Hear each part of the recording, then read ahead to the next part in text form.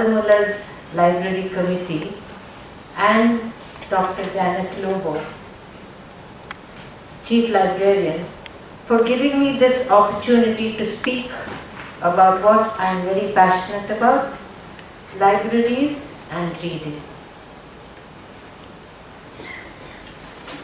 Today's Library Day has been pointed out, and a lot of information was given to you by Dr. Janet, and it is in honor of the father of library science, Dr. S.R. Kankanady.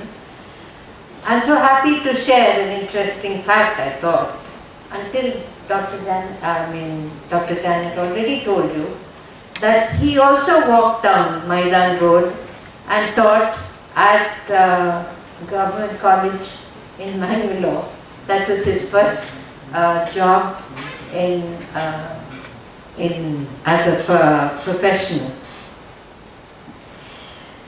His journey, as she pointed out again, took him from mathematics, teaching mathematics and physics, to library science at Madras University. In fact, I studied there, and Presidency College was just down the road, down the marina. So I can even place him in my mind being there. They wanted somebody knowledgeable to manage their knowledge resources, and I think they practically bribed him by sending him to London University College to study library science, and came back with lots of ideas. And I only mentioned the 5 laws that Dr. Janet had put down at the end. It was books are for use, that is, they should be user-friendly. They should not just be stored, they should be given out and see readers. Every reader has his book, meaning to say a library must cater to even niche readers, people who other people may not, who are not standard readers, let's say. Every book, its reader, that's quite clear. Save the time of the reader depends on the efficiency of the library services, and a library is a growing organism. Dr. Ranganathan felt that not only the quantity of library books should expand, but also the quality, so that you do dispense with books that are not needed, and you enrich the library with books that are needed. Lately, you may have realized that libraries are undervalued and underused all over the world. Technology has also played the villain in this case, and yet Sergey Brin, the Russian-American computer scientist who co-founded Google, had this to say: there is fantastic information in books. Often when I do a search, what is in a book is miles ahead of what I find on a website. This is Sergey Brin setting up Google, thought books were so important.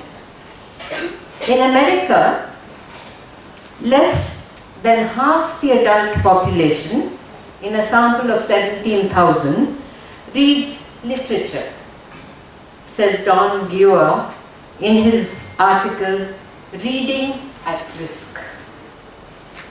Reading requires attention and engagement. It's a progressive skill, and not only practice, but education on how to read is necessary.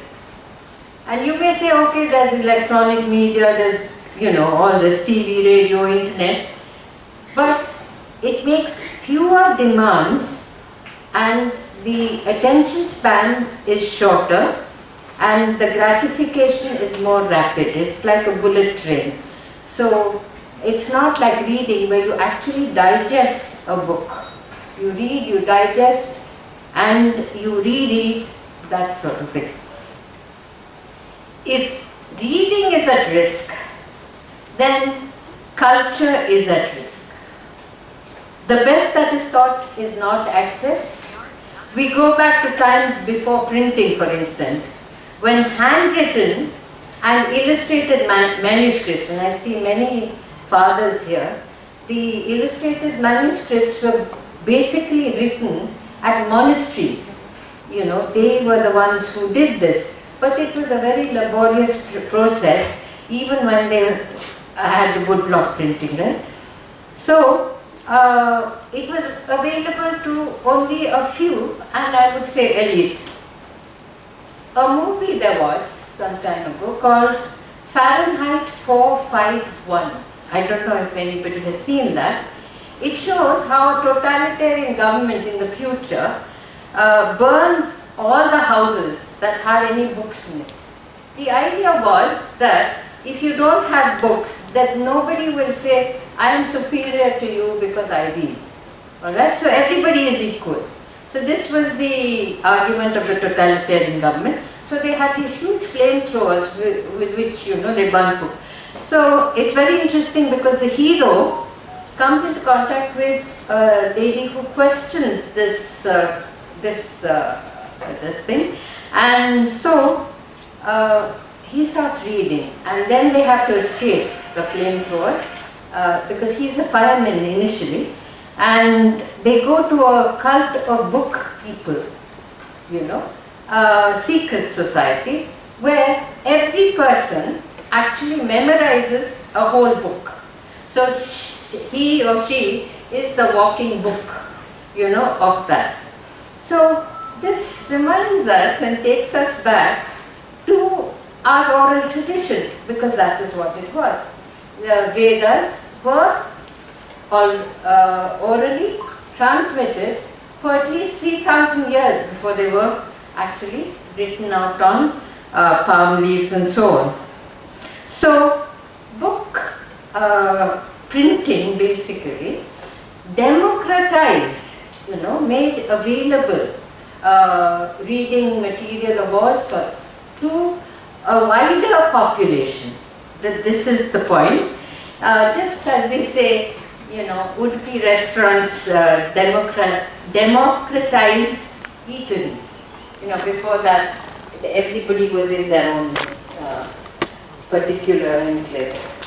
In our institution, I think it's the second time that we are celebrating National Library Day.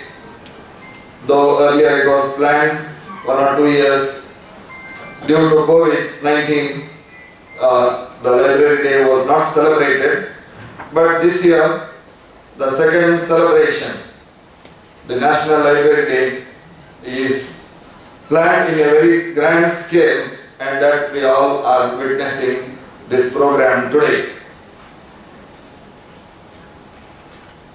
As all of us know, library is a great treasure.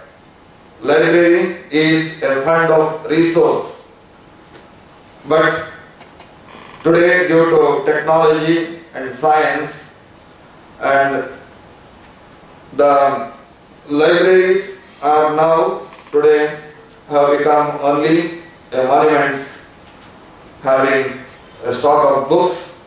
Maybe sometimes termites come and attack, and books are not opened for years, and dust being collected there, the thickness of the book has increased, and it is only a load to the ground. But in fact, in some places, libraries are well utilized. Though in our institution, I see library is utilized to a very good extent. We have seen the students being in the library and even some of the faculty. That's a great thing to be appreciated.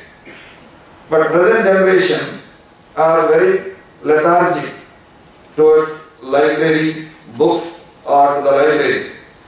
Instead of they Google and go to the website, and whatever is available in the library is also available in the digital form, and therefore the present students are not very much interested to go to the library. There are a number of examples we can give where people have not used or opened the books for years.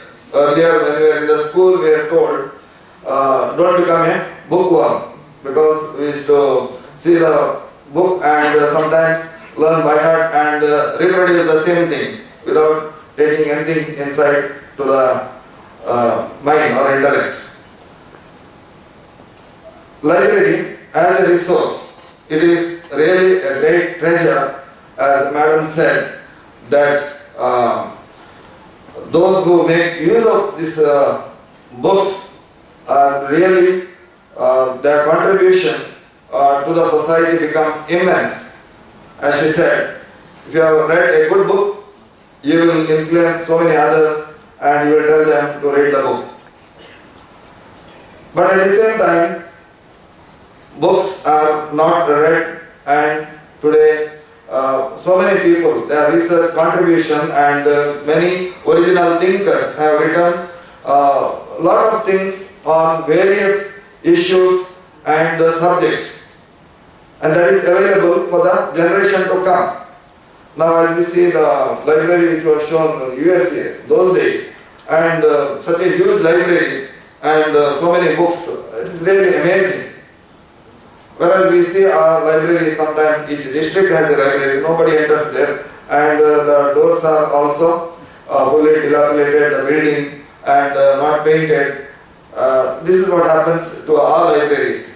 Why it happens? Because people also do not go, and therefore libraries are also in that condition. Be it a district library or it is a taluk library or even in the village DC, libraries are there but never opened, neither the librarian nor anyone is found there.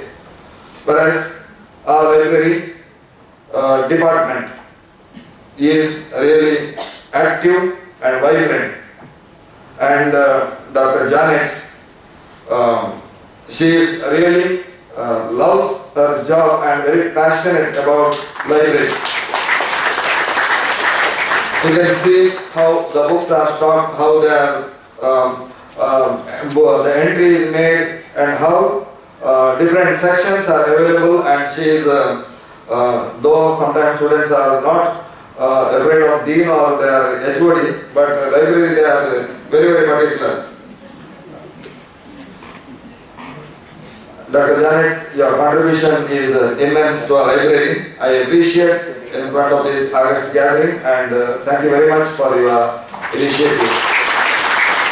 And of course, the team of our librarian is also, you can see them in the uniform, and they very beautifully invoked God's blessings on us as we began the program by their very sweet and melodious voice. We never knew so far that they are singers.